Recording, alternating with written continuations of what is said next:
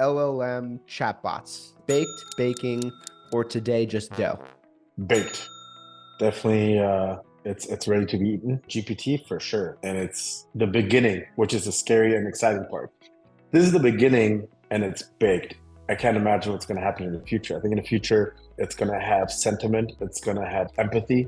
It's going to know how to respond to us based on the sentiment analysis. It shouldn't be that hard to implement. One of the things that a lot of organizations are worried about is either it getting jailbroken, if you will, or people messing with the bot and getting it to do funny things, or hallucinations. How are they addressing those risks? If you go based off the public domain, then yeah, it's so much information. Even as a person, if you think about it, we hallucinate because we think we know better and we're so certain that we have the answers. And then with that certainty, we say, yes, this is what it is. And we believe it. Or do we say we're hallucinating? No, it's my opinion. The same thing with GPT. It's his opinion based on this information that this is what it thinks is the answer. I think hallucination, part of it is expected. It's normal. I wouldn't expect anything less. But to minimize it, create your own data set. Upload the content that you believe is important for you only, create your own model.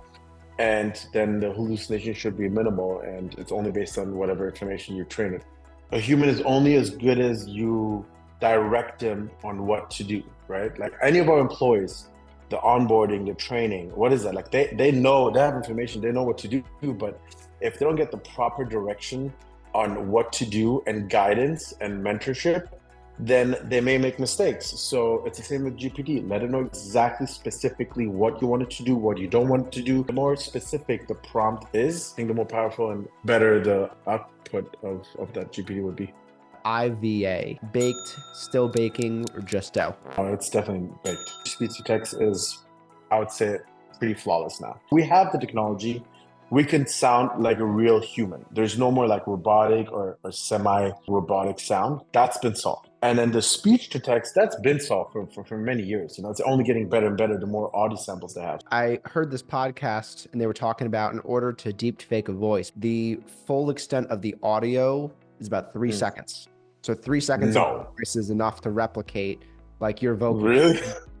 That's scary.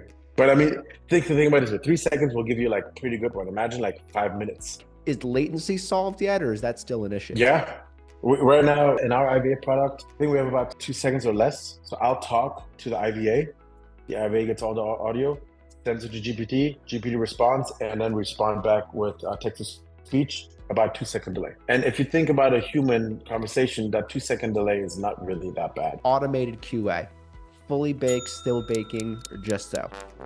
No, I would say that's baked. I mean, we have our customers doing that right now. With neither of our systems, they're getting all the recordings, they're sending it somewhere, and then they're getting scoring for whatever you just discussed. So that's been baked for a while. Are there limitations from the dialogue flow era to this new Gen AI era, or is it just simply a matter of dialogue flows take longer to set up and you have to just, cut out a lot of corner cases?